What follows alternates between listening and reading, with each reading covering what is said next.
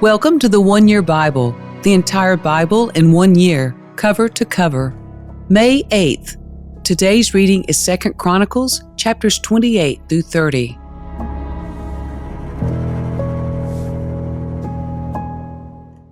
Ahaz was 20 years old when he became king, and he reigned in Jerusalem 16 years.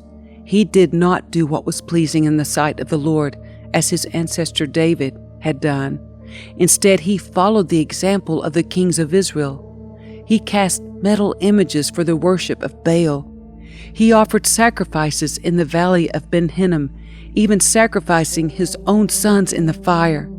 In this way, he followed the detestable practices of the pagan nations the Lord had driven from the land ahead of the Israelites.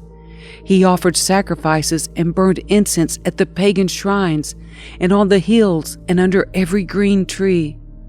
Because of all this, the Lord his God allowed the king of Aram to defeat Ahaz and to exile large numbers of his people to Damascus. The armies of the king of Israel also defeated Ahaz and inflicted many casualties on his army. In a single day, Pekah, son of Remaliah, Israel's king, killed 120,000 of Judah's troops, all of them experienced warriors because they had abandoned the Lord, the God of their ancestors. Then Zikri, a warrior from Ephraim, killed Mahaseiah, the king's son, Azrikam, the king's palace commander, and Elkanah, the king's second in command. The armies of Israel captured 200,000 women and children from Judah and seized tremendous amounts of plunder, which they took back to Samaria. But a prophet of the Lord named Oded was there in Samaria when the army of Israel returned home. He went out to meet them and said, "The Lord, the God of your ancestors, was angry with Judah and let you defeat them. But you have gone too far, killing them without mercy, and all heaven is disturbed. And now you are planning to make slaves of these people from Judah and Jerusalem? What about your own sins against the Lord your God? Listen to me and return these prisoners you have taken, for they are your own relatives. Watch out, because now the Lord's fierce anger has been turned against you." Then some of the leaders of Israel, Azariah son of Jehohanan, Berechiah son of Meshillemoth, Jehizkiah son of Shallum, and Amasa son of Hadlai, agreed with this and confronted the men returning from battle. "You must not bring the prisoners here," they declared. "We cannot afford to add to our sins and guilt. Our guilt is already great, and the Lord's fierce anger is already turned against Israel." So the warriors released the prisoners and handed over the plunder in the sight of the leaders and all the people. Then the 4 men just mentioned by name came forward and distributed clothes from the plunder to the prisoners who were naked. They provided clothing and sandals to wear, gave them enough food and drink, and dressed their wounds with olive oil. They put those who were weak on donkeys and took all the prisoners back to their own people in Jericho, the city of palms. Then they returned to Samaria. At that time, King Ahaz of Judah asked the king of Assyria for help. The armies of Edom had again invaded Judah and taken captives, and the Philistines had raided towns located in the foothills of Judah and in the Negev of Judah. They had already captured and occupied Beth-Shemesh, Ajalon, Gederoth, Soko with its villages, Timnah with its villages, and Gimzo with its villages. The Lord was humbling Judah because of King Ahaz of Judah, for he had encouraged his people to sin and had been utterly unfaithful to the Lord. So when King Tiglath-Pileser of Assyria arrived, he attacked Ahaz instead of helping him. Ahaz took valuable items from the Lord's temple, the royal palace, and from the homes of his officials and gave them to the king of Assyria as tribute. But this did not help him. Even during this time of trouble, King Ahaz continued to reject the Lord. He offered sacrifices to the gods of Damascus, who had defeated him, for he had said, "Since these gods helped the kings of Aram, they will help me too if I sacrifice to them." But instead they led to his ruin and the ruin of all Judah. The king took the various articles from the temple of God and broke them into pieces. He shut the doors of the Lord's temple so that no one could worship there, and he set up altars to pagan gods in every corner of Jerusalem. He made pagan shrines in all the towns of Judah for offering sacrifices to other gods. In this way, he aroused the anger of the Lord, the God of his ancestors. The rest of the events of Ahaz's reign and everything he did from beginning to end are recorded in the book of the kings of Judah and Israel. When Ahaz died, he was buried in Jerusalem, but not in the royal cemetery of the kings of Judah. Then his son Hezekiah became the next king. Hezekiah was 25 years old when he became the king of Judah, and he reigned in Jerusalem 29 years. His mother was Abijah, the daughter of Zechariah. He did what was pleasing in the Lord's sight, just as his ancestor David had done.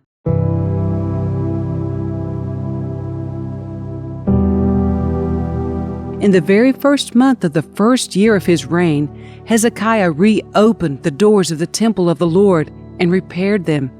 He summoned the priests and Levites to meet him at the courtyard east of the temple.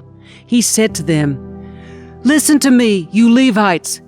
Purify yourselves and purify the temple of the Lord, the God of your ancestors. Remove all the defiled things from the sanctuary. Our ancestors were unfaithful and did what was evil in the sight of the Lord our God. They abandoned the Lord and his dwelling place. They turned their backs on him. They also shut the doors to the temple's entry room, and they snuffed out the lamps. They stopped burning incense and presenting burnt offerings at the sanctuary of the God of Israel. That is why the Lord's anger has fallen upon Judah and Jerusalem. He has made them an object of dread, horror, and ridicule, as you can see with your own eyes. Because of this, our fathers have been killed in battle, and our sons and daughters and wives have been captured. But now I will make a covenant with the Lord, the God of Israel, so that his fierce anger will turn away from us. My sons, do not neglect your duties any longer. The Lord has chosen you to stand in his presence, to minister to him, and to lead the people in worship and present offerings to him." Then the Levites got right to work. From the clan of Kohath, Mahath, son of Amasai, and Joel, son of Azariah. From the clan of Merari, Kish, son of Abdi, and Azariah, son of Jehalelel. From the clan of Gershon, Joah, son of Zimmah, and Eden, son of Joah. From the family of Elizaphan, Shimri and Jael. From the family of Asaph, Zechariah and Mattaniah. From the family of Heman, Jael and Shimei. From the family of Jeduthun, Shemaiah and Uzziel. These men called together their fellow Levites, and they all purified themselves. Then they began to cleanse the temple of the Lord, just as the king had commanded. They were careful to follow all the Lord's instructions in their work. The priests went into the sanctuary of the temple of the Lord to cleanse it, and they took out to the temple courtyard all the defiled things they found. From there the Levites carted it all out to the Kidron Valley. They began the work in early spring on the first day of the new year, and in 8 days they had reached the entry room of the Lord's temple. Then they purified the temple of the Lord itself, which took another 8 days. So the entire task was completed in 16 days.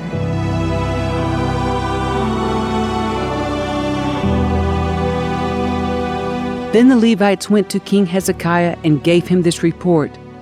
"We have cleansed the entire temple of the Lord, the altar of burnt offering with all its utensils, and the table of the bread of the presence with all its utensils. We have also recovered all the items discarded by King Ahaz when he was unfaithful and closed the temple. They are now in front of the altar of the Lord, purified and ready for use." Early the next morning, King Hezekiah gathered the city officials and went to the temple of the Lord. They brought 7 bulls, 7 rams, and 7 male lambs as a burnt offering, together with 7 male goats as a sin offering for the kingdom, for the temple, and for Judah. The king commanded the priests, who were descendants of Aaron, to sacrifice the animals on the altar of the Lord. So they killed the bulls, and the priests took the blood and sprinkled it on the altar. Next they killed the rams and sprinkled their blood on the altar. And finally, they did the same with the male lambs. The male goats for the sin offering were then brought before the king and the assembly of people, who laid their hands on them. The priests then killed the goats as a sin offering and sprinkled their blood on the altar to make atonement for the sins of all Israel. The king had specifically commanded that this burnt offering and sin offering should be made for all Israel. King Hezekiah then stationed the Levites at the temple of the Lord with cymbals, lyres, and harps. He obeyed all the commands that the Lord had given to King David through Gad, the king's seer, and the prophet Nathan. The Levites then took their positions around the temple with the instruments of David, and the priests took their positions with the trumpets.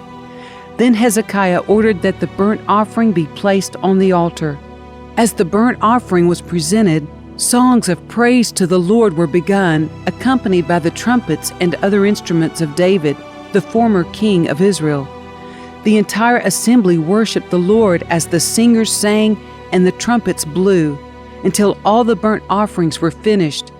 Then the king and everyone with him bowed down in worship. King Hezekiah and the officials ordered the Levites to praise the Lord with the psalms written by David and by Asaph the seer. So they offered joyous praise and bowed down in worship. Then Hezekiah declared, "Now that you have consecrated yourselves to the Lord, bring your sacrifices and thanksgiving offerings to the temple of the Lord."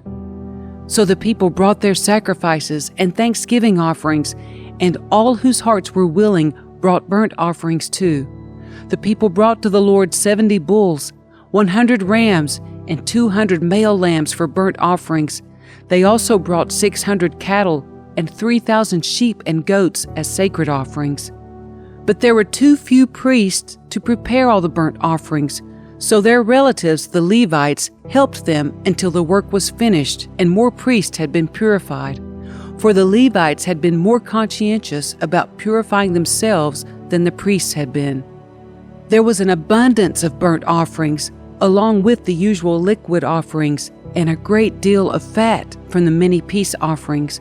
So the temple of the Lord was restored to service, and Hezekiah and all the people rejoiced because of what God had done for the people, for everything had been accomplished so quickly.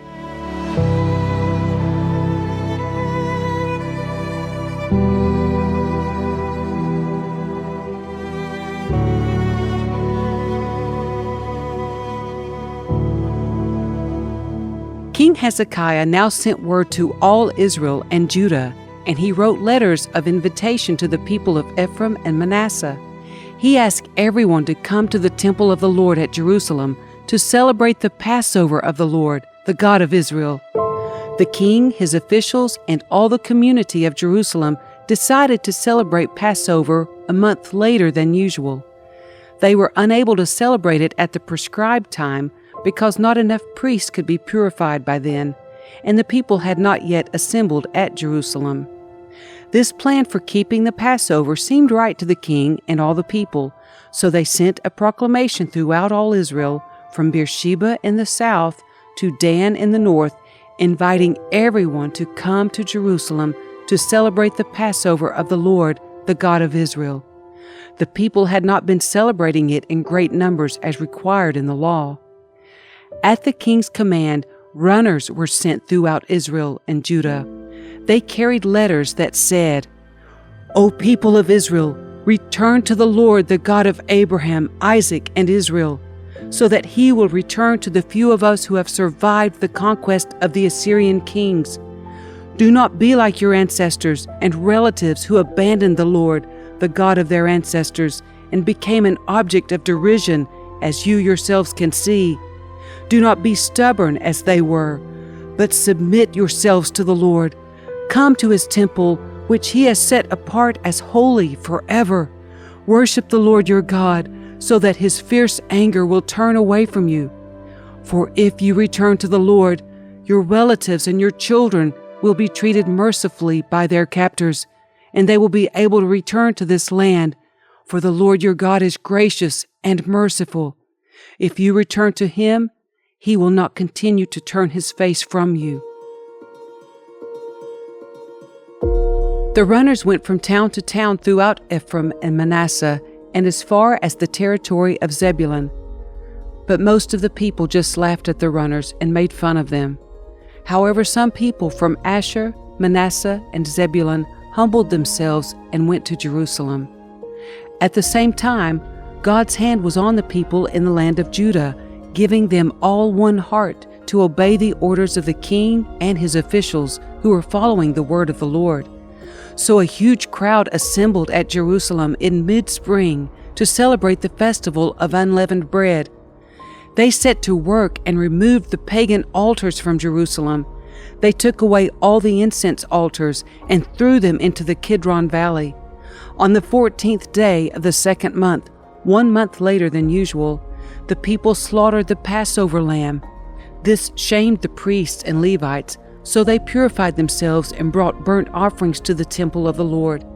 Then they took their places at the temple as prescribed in the law of Moses, the man of God. The Levites brought the sacrificial blood to the priests, who then sprinkled it on the altar. Since many of the people had not purified themselves, the Levites had to slaughter their Passover lamb for them, to set them apart for the Lord. Most of those who came from Ephraim, Manasseh, Issachar, and Zebulun had not purified themselves. But King Hezekiah prayed for them, and they were allowed to eat the Passover meal anyway, even though this was contrary to the requirements of the law. For Hezekiah said, "May the Lord, who is good, pardon those who decide to follow the Lord, the God of their ancestors, even though they are not properly cleansed for the ceremony." And the Lord listened to Hezekiah's prayer and healed the people. So the people of Israel who were present in Jerusalem joyously celebrated the festival of unleavened bread for 7 days. Each day the Levites and priests sang to the Lord, accompanied by loud instruments. Hezekiah encouraged all the Levites regarding the skill they displayed as they served the Lord. The celebration continued for 7 days. Peace offerings were sacrificed, and the people gave thanks to the Lord, the God of their ancestors. The entire assembly then decided to continue the festival another 7 days, so they celebrated joyfully for another week. King Hezekiah gave the people 1,000 bulls and 7,000 sheep and goats for offerings, and the officials donated 1,000 bulls and 10,000 sheep and goats. Meanwhile, many more priests purified themselves. The entire assembly of Judah rejoiced, including the priests, the Levites, all who came from the land of Israel, and the foreigners who came to the festival, and all those who lived in Judah. There was great joy in the city, for Jerusalem had not seen a celebration like this one since the days of Solomon, King David's son. Then the priests and Levites stood and blessed the people, and God heard their prayer from his holy dwelling in heaven.